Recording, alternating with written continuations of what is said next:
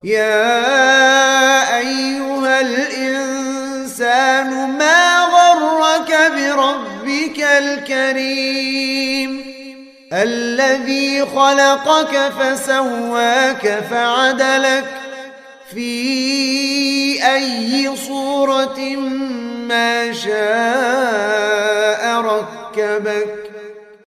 Allah berfirman di dalam Al-Quran surah Asy-Syu'ara ayat 88 dan 89. Yauma la yanfa'u malun wala banun illa man atallaha biqalbin salim. Allah berbicara tentang hari kiamat pada dua ayat ini. Allah berfirman, yauma la yanfa'u malun wala banun. Pada hari di mana tidak akan bermanfaat harta dan tidak akan bermanfaat anak keturunan. Illa man atallaha biqalbin salim, kecuali yang datang kepada Allah dengan hati yang selamat. Kecuali yang datang kepada Allah dengan hati yang selamat. Di ayat yang pertama, Allah bicara tentang kekhususan hari akhirat. Sifat di antara sifat hari akhirat. Dan semua kita pasti akan ke sana. Tanpa terkecuali. Tak ada manusia yang bisa absen untuk hadir di akhirat. Wa ma hum anha bighaibin. Dan hari akhirat itu memiliki sifat yang beraneka ragam. Di antaranya adalah apa yang Allah sebut pada ayat ini. Yauma, pada hari itu, la yanfa'u malun. Harta tidak akan memberikan manfaat apapun. Berbeda dengan dunia, harta memiliki manfaat yang bervariasi, yang sangat banyak. Bahkan mungkin manusia mengira bahwa itulah yang akan memberikan manfaat segala-galanya kepadanya. Itu sifat dunia. Adapun akhirat, yauma la yanfa'u malun wala banun, harta tidak akan memberikan manfaat apapun. Wala banun, juga tidak anak dan keturunan. Di dunia, anak kita memberikan manfaat yang sangat banyak untuk orang tuanya. Nolong orang tuanya, membantu orang tuanya, mengerjakan pekerjaan-pekerjaan yang diperintahkan orang tua, membela orang tuanya di saat orang tuanya butuh pembelaan. Dan aneka ragam manfaat anak yang kita rasakan di dunia ini. Di akhirat tidak ada. Ini sifat umum.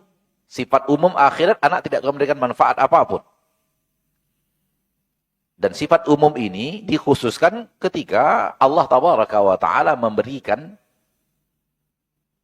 kemuliaan kepada anak untuk memberikan manfaat kepada orang tuanya dengan syafaat. Syafaat di akhirat tidak bertabrakan dengan ayat ini. Karena ayat ini sifatnya umum. Bicara general, namun ada pengkhususan. Ada saling tolong-menolong di akhirat yang bernama syafaat, saling memberikan bantuan di akhirat yang bernama syafaat, dan syafaat terbesar adalah syafaat Nabi kita tercinta Muhammad sallallahu alaihi wasallam, dan syafaat banyak. Malaikat memberikan syafaat, para nabi memberikan syafaat, para orang-orang soleh memberikan syafaat, para syahid memberikan syafaat, anak yang soleh memberikan syafaat, anak yang meninggal. Akan tapi itu sifat khusus. Sifat umum tidak. Sifat umum hari akhirat, masing-masing sibuk dengan urusan masing-masing dan tidak peduli kepada urusan yang lainnya. Itu sifat umumnya akhirat. Sampai kepada titik di mana Allah Tabaraka wa Ta'ala memberikan kekhususan kepada beberapa hamba-hambanya untuk bisa memberikan pertolongan. Itu pun Allah yang memilih siapa yang akan dia bantu. Siapa yang akan dia tolong. Dan di sini akidah Ahlussunnah wal Jamaah, ma'asyiral muslimin, ma'asyiral muslimat, menekankan kepada kita syafaat di akhirat milik Allah. Karena Allah yang memberikan izin kepada yang akan memberikan syafaat, dan Allah yang menentukan siapa yang dapat syafaat. Siapa yang akan memberikan bantuan, syafaat bantuan, dan siapa yang akan menerimanya, Allah yang menentukan. Oleh karena itu, dalam akidah Ahlussunnah, syafaat diminta kepada Allah, tidak diminta kepada orang yang bersangkutan. Semisal ada orang datang ke kuburan orang soleh dan minta syafaat, nanti di akhir berikan saya syafaat, nggak boleh. Atau dia masih hidup, nanti di akhir kasih saya syafaat, nggak boleh. Kenapa? Karena syafaat itu tidak dia mutlak punya dia, tidak. Syafaat di akhirat mutlak milik Allah. Man dzalladzi yashfa'u 'indahu illa bi'idznih. Siapa yang bisa memberikan syafaat di sisi Allah illa bi'idznih, kecuali setelah izin dari Allah. Ini makna qul lillahi syafa'atu jami'a. Katakan milik Allah syafaat semuanya. Maka ayat ini bersifat umum. Ini tidak bertabrakan karena itu sifat khusus. Ini sifat umum. Sifat umum, anak akan lari dari orang tuanya. Yang ada di akhir surat Abasa wa Tawalla. Yauma yafirrul mar'u min akhi wa ummihi wa abi wa sahibatihi wa akhi wa fasilatihi allati tu'wih. Kemana larinya? Yauma yafirrul mar'u min akhi wa ummihi wa abi wa sahibatihi wa bani likulli imri'in minhum yauma idzin sya'nu yughni. Setiap manusia memiliki urusan masing-masing yang membuat dia sibuk masing-masing. Sibuk dengan urusannya masing-masing dan tidak peduli kepada ayahnya, tidak peduli kepada ibunya, tidak peduli kepada anaknya, tidak peduli kepada istrinya, tidak peduli kepada saudaranya, tidak peduli kepada manusia lainnya yang dia inginkan dirinya selamat. Ini dia sifat akhirat. Illa man atallaha biqalbin salim, yang bisa memberikan manfaat adalah yang datang kepada Allah dengan hati yang selamat. Nas tegas dalam ayat Allah Tabaraka wa Ta'ala ini bahwa hati yang selamat itulah yang akan memberikan manfaat kepada hamba di saat hamba menghadap Allah pada hari akhirat. Kenapa hanya disebut hati? Yang lainnya tidak disebut. Tidak disebut mata, tidak disebut telinga, tidak disebut kaki dan tangan, tidak disebut. Karena hati adalah raja seluruh anggota tubuh. Karena hati adalah raja seluruh anggota tubuh. Seluruh anggota tubuh tunduk kepada perintah dan larangan hati.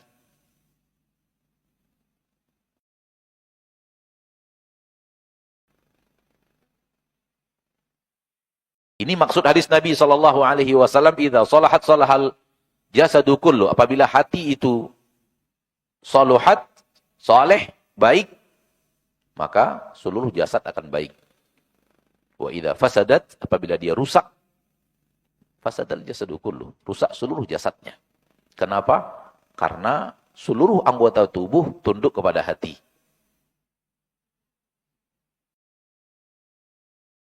Perintah dan larangan kepada mata, telinga, lisan, kaki dan tangan, mulut untuk berbicara, perintah itu datangnya dari hati.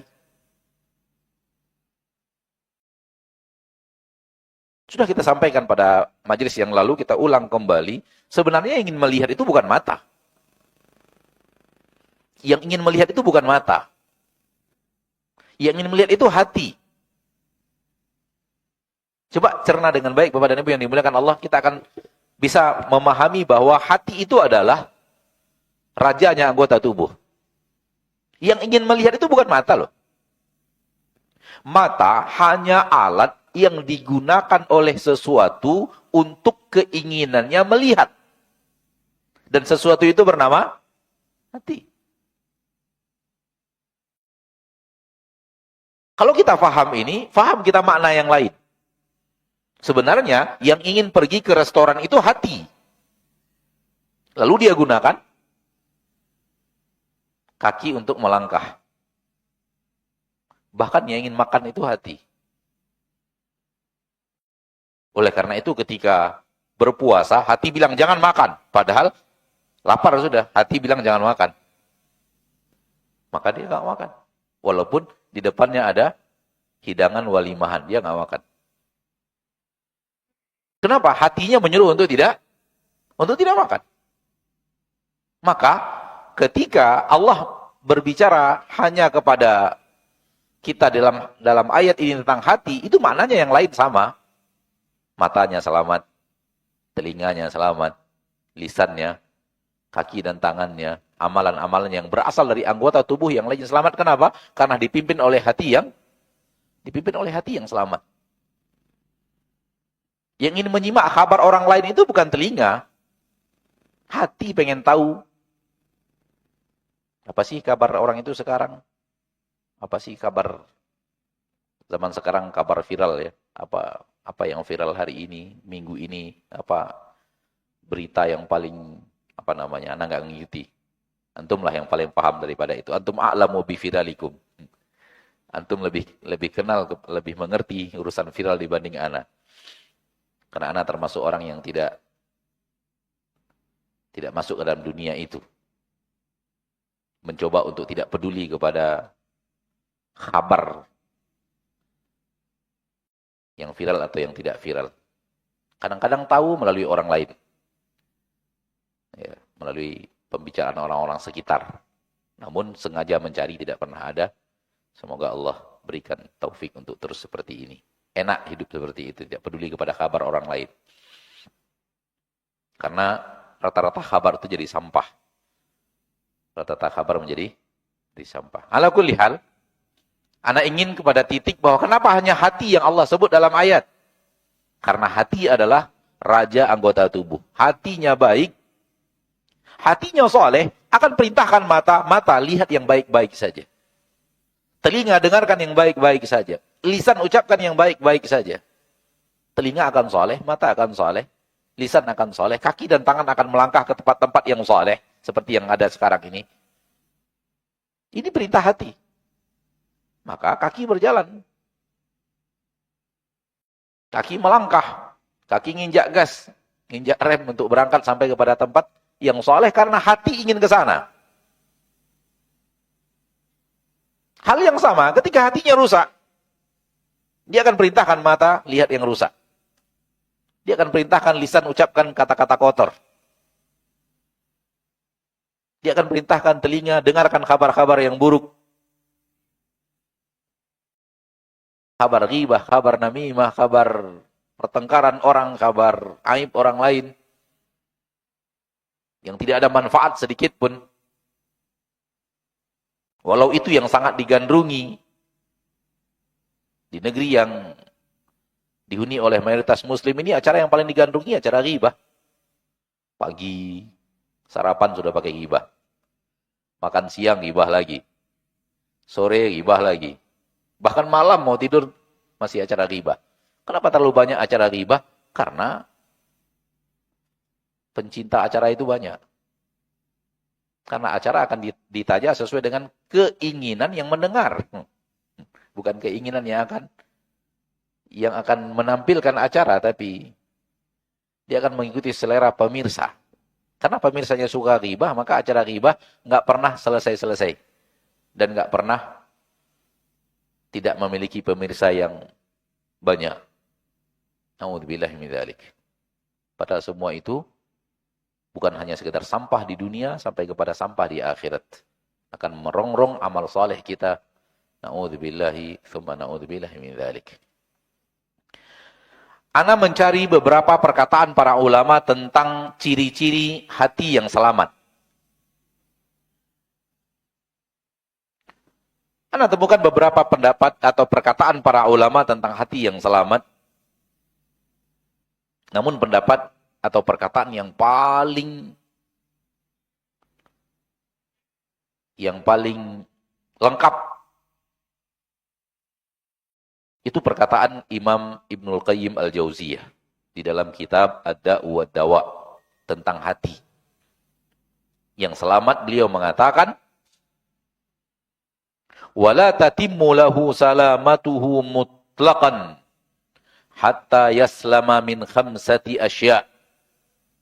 Dan keselamatan hati itu tidak akan sempurna sampai hati itu selamat dari 5 perkara. Min syirkin yunaqidut tauhid. Yang pertama, hati selamat daripada syirik yang akan menghancurkan tauhid.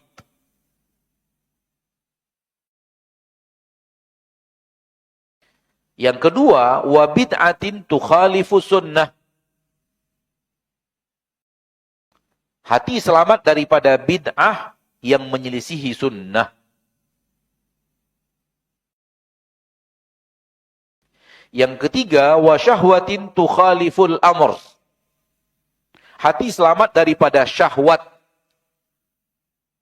yang menyelisihi perintah.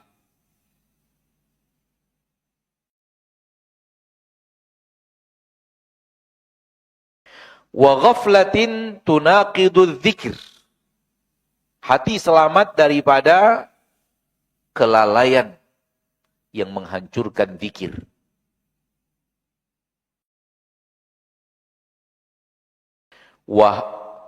Dan yang kelima, wahawan yunaqidut tajrida wal ikhlasa.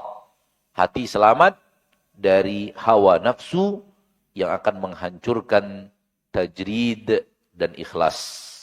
Tajrid di sini maksudnya ittiba.